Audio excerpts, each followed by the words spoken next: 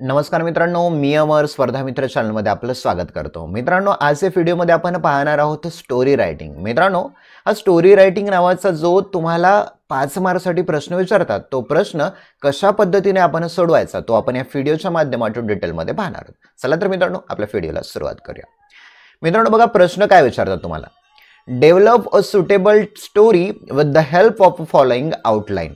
Give a suitable title and write moral on any one of the following. मित्रांनो बघा, आता develop a suitable story, तुम्हाला एक story बनवायची with the help of following outline. He outline दिली मित्रांनो. पॅसेजमध्ये तुम्हाला थोडंसं महत्त्वाची काही हिंट देण्यात आलेली आहे. ओके, मग या हिंटचा वापर करून तुम्हाला एक परिपूर्ण एक स्टोरी बनवायची. बघा, and give a suitable title, आणि त्याला तुम्हाला एक टायटल, एक शीर्षक सुद्धा द्यायचं आहे, त्या स्टोरीला एक नाव सुद्धा द्यायचं आहे. And write a moral on any one of the following, आणि त्यावरती तुम्हाला एक मोरल म्हणजेच बोध काय घेतला, त्याचं बोधवाक्य काय होतं हे सुद्धा लिहायचं. आता मित्रांनो, वाचू याच्यामध्ये थोडक्यामध्ये काय दिले आणि मग आन्सर सुद्धा लिहू. बघा, अ ड्यूक म्हणजे एक सरदार. हिज फेथफुल डॉग, त्याचा निष्ठावंत कुत्रा.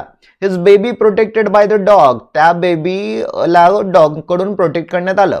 The Duke like the dog too much, त्या ड्यूकला, त्या सरदारला कुत्रा खूप आवडायचा. ही वेंट फॉर हंटिंग, तो शिकारीला गेला. Dog at home protecting his baby, तो कुत्रा त्याच्या बेबीला प्रोटेक्ट करत होता. The duke return in the evening, सायंकाळी तो सरदार वापस आला. Saw blood on the face of dog, कुत्र्याच्या तोंडाला त्याने ब्लड पाहिलं. नो चाइल्ड, त्याला मुलगा दिसला नाही. Thought the dog killed the baby, आणि मनात विचार आला त्या डॉगनी बेबीला किल केलं. Drew sword at the dog in अँगर, रागाच्या भरात त्याने तलवार कुत्र्याच्या अंगावरती उगारली. लिसन बेबीज व्हॉइस, आणि नंतर त्याला त्या बेबीचा आवाज ऐकू आला आणि मग त्याला रिपेंट झाला, पश्चाताप झाला. अशी छोटी छोटी देतात आणि तुम्हाला सर्व स्टोरी बनवायची. आता पाहूया आपण मित्रांनो स्टोरी कशी बनवायची. सर्वात महत्त्वाचं, स्टोरी ही तुम्हाला पास्ट मध्ये लिहायची. Simple past, past continuous tense किंवा पॅसिव्ह व्हॉइसचं वाक्य सुद्धा यामध्ये वापरू शकता. मोस्टली पास्ट मध्ये लिहायचं. बघा, नाव दिलंय आपण द फेथफुल डॉग, एक निष्ठावंत कुत्रा. बघूया स्टोरीमध्ये काय. बघा, वन्स, स्टोरी लिहित असताना once, once upon a time, one day असे शब्द तुम्ही वापरू शकता. ओके, बघा आता, once there lived a duke in Rajasthan. राजस्थानमध्ये एक ड्यूक राहायचा, म्हणजे सरदार राहायचा.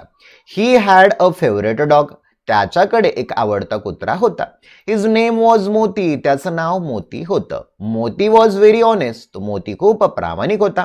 And always cared for his master and his baby, आणि तो त्याच्या मास्टरचा म्हणजे त्याच्या मालकाचा आणि त्याच्या बेबीची केअर करायचा, काळजी करायचा. The Duke also brought up मोती लाईक हिज बेबी. त्या ड्यूकनी, सरदाराने सुद्धा त्या मोतीला ब्रॉट अप म्हणजे काय तर संगोपन करणे. त्या सरदाराने सुद्धा त्या मोतीला आणि त्याच्या बेबीचं मुलाप्रमाणे संगोपन केलं. वन डे, एके दिवशी, the Duke went out hunting living his baby in charge of मोती. बघा, एके दिवशी तो ड्यूक वेंट आउट हंटिंग, शिकार करण्यासाठी गेला. Living his baby in charge of मोती, इन चार्ज म्हणजे जबाबदारी. तो शिकारीला गेला आणि त्याच्या मुलाची जबाबदारी त्याने मोतीवरती सोपवली, म्हणजे कुत्र्यावरती सोपवली. The duke would always give charge of his baby to Moti whenever he had to go outside. जेव्हा जेव्हा त्याला बाहेर जावं लागायचं तेव्हा तेव्हा तो आपल्या मुलाची जबाबदारी त्या मोतीवरती द्यायचा. इन द इव्हिनिंग म्हणजे सायंकाळी, व्हेन द ड्यूक रिटर्न, जेव्हा ड्यूक परत आला, Moti ran out to greet his master by wagging his tail. सायंकाळी जेव्हा तो सरदार वापस आला त्यावेळेला मोती रॅन आउट, धावला. ग्रीट म्हणजेच काय तर अभिवादन करणे. त्याच्या मास्टरचं अभिवादन करण्यासाठी तो गेला. By wagging his tail, wagging म्हणजेच काय तर हलवणे. तो त्याची टेल, त्याची शेपूट हलवत तो त्याच्या मालकाकडे गेला. द ड्यूक पॅटेड मोती, त्या ड्यूकने, सरदारने मोतीला पॅट केलं, म्हणजेच काय तर मोतीच्या पाठीवरती थोपटलं असं आपण त्याला म्हणूया. पॅटेड म्हणजे थोपटणे.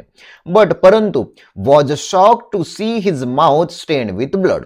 परंतु त्याने पाहिलं, त्याला धक्का बसला, शॉक बसला की बाबा त्या कुत्र्याचं जे तोंड होतं, माउथ स्टेन विथ ब्लड, रक्ताने पूर्णपणे स्टेन झालतं, माखलेलं होतं. त्याच्या तोंडावरती रक्ताचे पूर्ण धब्बे होते.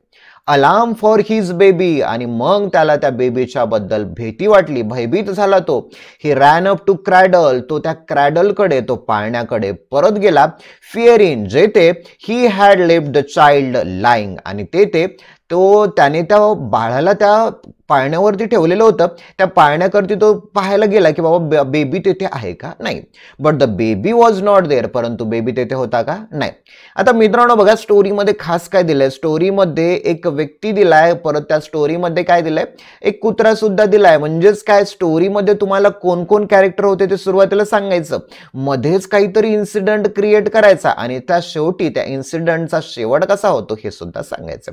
स्टोरीमध्ये पाहताय तुम्ही की काय काय होतंय ते. पुढे बघा आता, he was worried about the baby, आणि त्याला त्या बेबी बद्दल चिंता वाटायला लागली. He also found the ground covered with blood, आणि परत त्या सरदाराने पाहिलं की त्या ग्राउंडवरती सगळीकडे ब्लड साचलेलं आहे. ही थॉट दॅट, त्याच्या मनात विचार आला, Moti had killed and eaten the baby due to hunger, त्या मोतीला हंगर म्हणजेच भुकेमुळे त्याने त्याच्या बेबीला मारून टाकलं आणि खाऊन टाकलं असं त्या सरदाराला वाटलं. His rage drove his sword on Moti, his rage म्हणजे त्याच्या संतापाने त्या मोतीवरती त्याने सॉर्ड तलवार ड्रोव उगारली. Just then he heard the cry of his child nearby, आणि ज्या वेळेला त्याने ते तलवारीने त्या कुत्र्याला मारून टाकलं त्या क्षणाला त्याला त्या बेबीचा आवाज ऐकू आला. ही रश्ड इनसाइड, तो घरामध्ये धावला, and found the baby lying in a corner safe, आणि त्याला घरामध्ये एका कोपऱ्याला तो बेबी सेफपणे दिसला. There was the body of wolf, आणि त्याच्या बाजूला एका वुल्फची, वुल्फ म्हणजे लांडग्याचं शरीर होतं, त्याचा मृतदेह होता. The faithful dog had attacked the wolf in order to save the baby, मग त्या निष्ठावंत, फेथफुल डॉग म्हणजे निष्ठावंत कुत्र्याने त्या बेबीचा प्राण वाचवण्यासाठी त्या वुल्फवरती, त्या लांडग्यावरती अटॅक केलेला होता. In anger, the Duke had killed his faithful Moti, who had saved his baby's life from the wolf. ज्या मोतीने त्याच्या बाळाचे प्राण त्या वोल पासून वाचवले होते, त्या वोल्फवरतीच त्या सरदाराने कुऱ्हाड तलवार उगारली होती आणि त्याला मारून टाकलेलं होतं. आता बघा, ही नाव रिपेंटेड बट नो यूज, आता त्याला त्याचा पश्चाताप झाला परंतु त्याचा काही उपयोग नव्हता, कारण मोती मरण पावलेला होता. आता याचा मोरल काय लिहिला, हेस्ट मेक्स वेस्ट, म्हणजे अतिघाई ही नुकसानकारकच ठरते, असा त्याचा मोरल होतो.